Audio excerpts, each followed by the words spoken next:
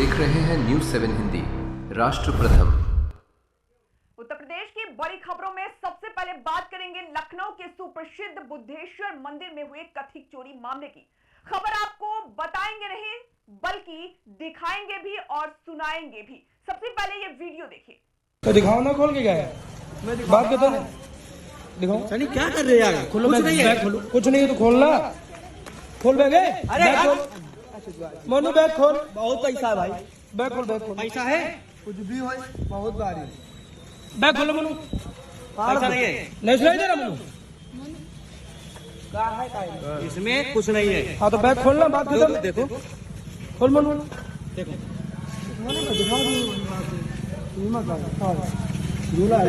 खोलो पूरा। अबे एक महीने से देख रहा है। ये रोक रहे हैं। देखो क्या है।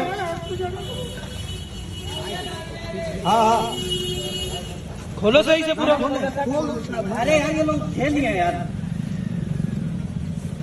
यही लोग और क्या? खोलो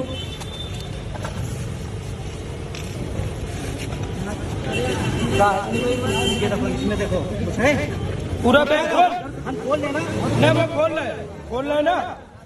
बस इसमें क्या है? खोलो, हम करें तो खोलो। हाँ खोलो, देखो घंटे। हाँ घंटे भाई। हाँ तो खोल ना। घंटे और उसमें क्या है? खोलो पूरा खोलो, पूरा खोलो। घंटा कुछ नहीं यार, रास्ता पलटो पूरा। कुछ नहीं यार ना मंदिर पे। अबे तुम एक महीने से ले जा रहे हो घंटा। पागल हो क्या यार? एक महीने से देख इनको कंटिन्यू नोटिस कर रहे, पता है? एक महीने से। अरे पागल हो गया भाई। बेबड़ा मनु, इसको पकड़ो, पकड़ इसको। कौन लेके जा रहा है? तो दिखाओ ना। राम मंदिर और बद्रीनाथ धाम में कथित चढ़ावा चोरी मामले के बाद अब राजधानी लखनऊ के पारा थाना क्षेत्र स्थित बुद्धेश्वर मंदिर से कथित चोरी का मामला सामने आया है। मंदिर प्रशासन का आरोप है कि मंदिर में लगातार चोरी की शिकायतें मिल रही हैं। जैसा कि आपने अभी वीडियो में भी सुना, कहते हुए सुना जा रहा है कि एक महीने से लगातार इस शख्स के द्वारा चोरी की जा रही है। जब ये शिकायतें बार आई, इसके बाद निगरानी बढ़ाई गई तो कथित आरोपी सेवादार ही निकला। बताया जा रहा है कि आरोपी मंदिर में सेवादार के तौर पर काम करता है और श्रृंगार आरती की व्यवस्था से भी जुड़ा हुआ है। एक दूसरा वीडियो भी आपको दिखाते हैं।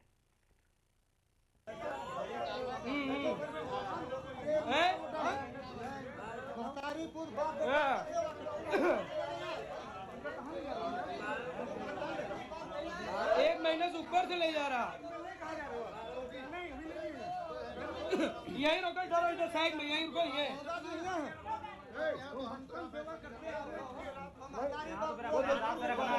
दादा मैं लेके वीडियो में जिस शख्स को आप देख रहे हैं, जो ब्लू कलर की टी शर्ट पहने हुए है और हाथ में भारी भरकम का बैग ले हुए है, दरअसल ये वही आरोपी है जिसने मंदिर से चोरी की, जिसका नाम गोलू उर्फ गौरव है। बुधवार शाम स्थानीय लोगों और दुकानदारों ने उसे कथित तौर पर घंटा चोरी कर ले जाते हुए रंगे हाथ पकड़ा और पुलिस के हवाले कर दिया। स्थानीय लोगों ने बताया कि मंदिर परिसर से पिछले कई दिनों से घंटी चोरी होने की शिकायतें मिल रही हैं। उनकी सतर्कता के कारण बुधवार को आरोपी को पकड़ लिया गया। लोगों ने आशंका जताई है कि पूर्व में हुई घंटा चोरी की घटनाओं में भी उसकी संलिप्तता हो सकती है।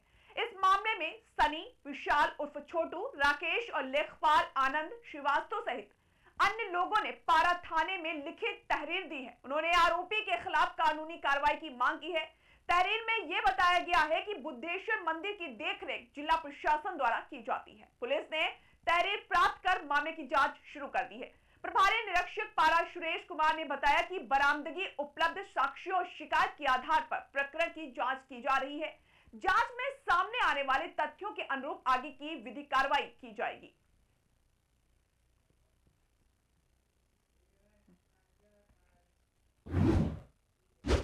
आगरा के पूर्व सहायक संभागीय परिवहन अधिकारी ललित कुमार के लखनऊ के अलीगंज स्थित आवास पर विजिलेंस टीम ने छापेमारी की।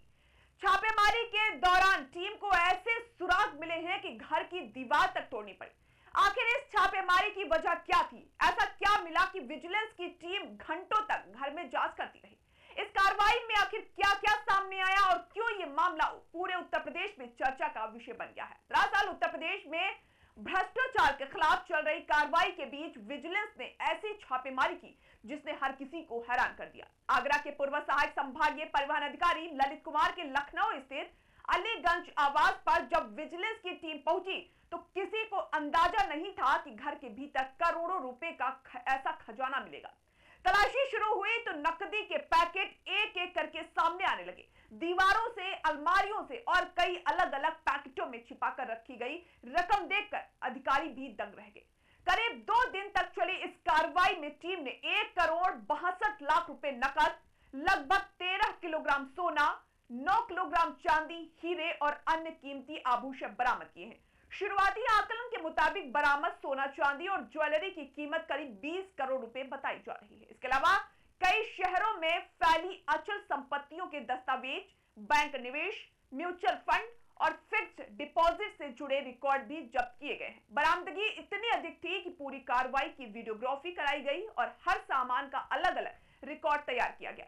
सतर्कता अधिष्ठान के मुताबिक पूर्व एआरटीओ ललित कुमार के खिलाफ भ्रष्टाचार निवारण अधिनियम के तहत 2024 में आय से अधिक संपत्ति का मुकदमा दर्ज कराया गया था।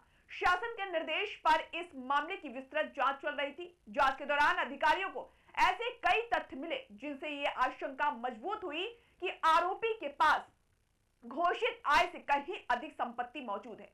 इसके बाद न्यायालय से तलाशी वारंट प्राप्त किया गया और 7 और 8 जुलाई 2026 को लखनऊ के अलीगंज स्थित आवास पर छापेमारी की गई।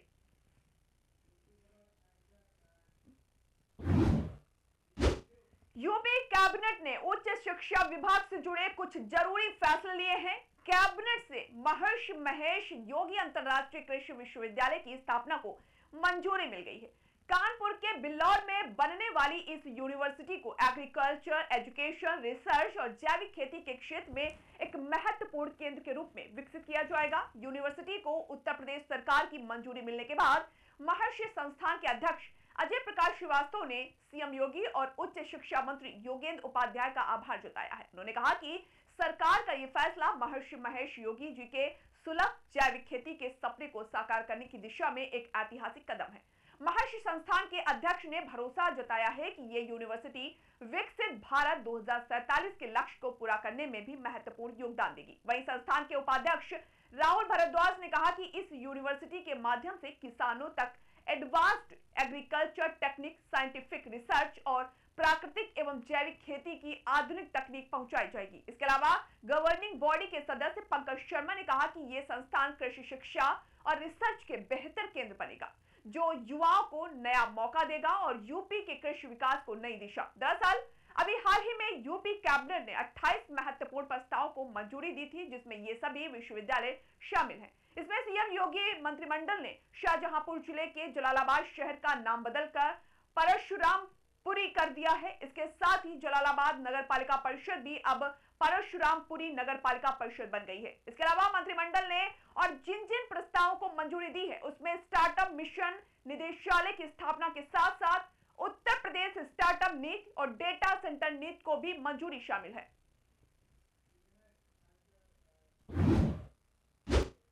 अब रुक करते हैं अगली बड़ी खबर की ओर। अगली खबर अयोध्या से है, जहां राम मंदिर चढ़ावा चोरी मामले में चंपत राय का इस्तीफा भले ही स्वीकार कर लिया गया हो और ट्रस्ट से, आपको बता दें कि ट्रस्ट से उन्हें अभी भी उनका औपचारिक राम मंदिर चढ़ावा चोरी मामले में चंपत राय का इस्तीफा भले ही स्वीकार कर लिया गया हो और ट्रस्ट से उनका औपचारिक नाता टूट चुका हो, लेकिन मंदिर प्रबंधन में उनका प्रभाव अभी भी कायम नजर आ रहा है। अंतरिम महासचिव कृष्ण मोहन के साथ ट्रस्ट के बैंक खातों के संचालन की जिम्मेदारी चंपत राय के 2 विश्वस्त करीबियों को सौंप दी गई है। 6 जुलाई को चंपत राय और अनिल मिश्रा के इस्तीफे स्वीकार होने के बाद कृष्ण मोहन को अंतरिम महासचिव बनाया गया। खातों के संचालन में उनकी सहायता के लिए सीए चंदन राय और इंजीनियर जगदीश आफले को लगाया गया है। ट्रस्ट के विभिन्न बैंकों में कई खाते होने के कारण ये जिम्मेदारी दी गई है। चंदन राय लंबे समय से ट्रस्ट से जुड़े हुए हैं और चंपत राय के माध्यम से ही ऑडिट व अन्य काम देखते आए हैं। वहीं अगर बात करें इंजीनियर जगदीश आफले की, तो वो महाराष्ट्र के रहने वाले हैं। वे प्राण प्रतिष्ठा कार्यक्रम के समय अयोध्या आए थे और इसके बाद यही रह गए। चंपत राय के सहयोगी के रूप में वे मंदिर प्रबंधन के विभिन्न कार्यों में सक्रिय रहे। हालांकि चंपत राय अब ट्रस्ट से बाहर हो चुके हैं, लेकिन उनके करीबी अभी भी व्यवस्था में अपनी भूमिका बनाए हुए हैं। चंपत राय ने अपने पद से इस्तीफा दे दिया था, जिसे 6 जुलाई को स्वीकार भी कर लिया गया। उन्होंने इस मामले में अब स्टेट बैंक ऑफ इंडिया पर सवाल उठाए हैं। सूत्रों के मुताबिक एसआईटी के सामने हिंदी में दिए गए अपने एक पेज के लिखित बयान में राय ने आरोप लगाया कि बैंक के नियमों का उल्लंघन तो हुआ, लेकिन कभी भी इस पर ध्यान नहीं दिया गया। उन्होंने कहा कि देश के सभी बैंकों में चेस्ट रूम से जुड़े कई नियम होते हैं, जैसे अंदर जाते और बाहर निकलते समय तलाशी लेना और साथ ही बिना जेब वाली यूनिफॉर्म पहनना। फिलहाल चंपत राय की गिरफ्तारी को लेकर मांग उठ रही है। कांग्रेस नेता ने चंपत राय की गिरफ्तारी और श्री राम जन्मभूमि तीर्थ क्षेत्र ट्रस्ट को तुरंत भंग करने की मांग उठाई है। सुनवाते हैं आपको बयान। धर्म के आड़ में एक बहुत बड़ा क्रिमिनल माइंड जो चल रहा है, इसमें हमारी कांग्रेस पार्टी की ओर से हम मांग करते हैं। हमारी पहली मांग है कि तुरंत, क्योंकि मैं क्रिमिनल ज्यूरिस्प्रूडेंस गुनाह के न्याय शास्त्र का विद्यार्थी रहा हूं, और ऐसे किस्सों में, ऐसी घटनाओं में क्रिमिनल ज्यूरिस्प्रूडेंस कहता है पहला कदम क्या होना चाहिए कि जहां जांच करनी है उस जिस के कंट्रोल में है उसको हटा देना चाहिए, तभी सही जांच हो सकती है। सो फर्स्ट स्टेप, सही जांच के लिए पूरे ट्रस्ट को बर्खास्त करो, ये हमारी पहली मांग है। हमारी दूसरी मांग है कि ट्रस्ट बर्खास्त होगा, उसके बाद क्या, तो सभी शंकराचार्य जी महाराज, सुप्रीम कोर्ट के रिटायर्ड जज, निर्मोही अखाड़ा के रिप्रेजेंटेटिव और शंकराचार्य जी सब मिलके तय करें, ऐसे साधु संतों में से कुछ लोगों को मिला के एक ट्रस्ट बने, जो ट्रस्ट इस मंदिर का निगहबानी करे, ताकि इसमें कोई चंपट ना रहे, कोई लंपट ना रहे, और सही मामले में सही श्रद्धा का केंद्र बने। चंपट राय की तुरंत अरेस्ट होनी चाहिए, अभी भी वो बाहर घूम रहा है। और अगर वो कह रहा है कि चाबी ड्राइवर के पास रहती थी, तब तो और सबूत की जरूरत ही नहीं है। जो काम तुम्हें देखना था वो चाबी अगर आप तुम्हारे ड्राइवर को देते हो, तब तो तुम सीधा ही हो गया कि तुम अंदर। तो इसकी तुरंत अरेस्ट होनी चाहिए। सुप्रीम कोर्ट की सीधी निगहबानी में इसकी सीबीआई या सुप्रीम कोर्ट के द्वारा गठित एसआईटी के जरिए under the supervision of the supreme court इसकी जांच होनी चाहिए। मोदी जी, एक और मांग है कि मोदी जी देश की जनता की माफी मांगे कि उनकी गलती थी कि साधु संतों की बजाय चंपट राय को और मेरे चहेते लोगों को ट्रस्ट में लगाया, वो मेरी गलती थी।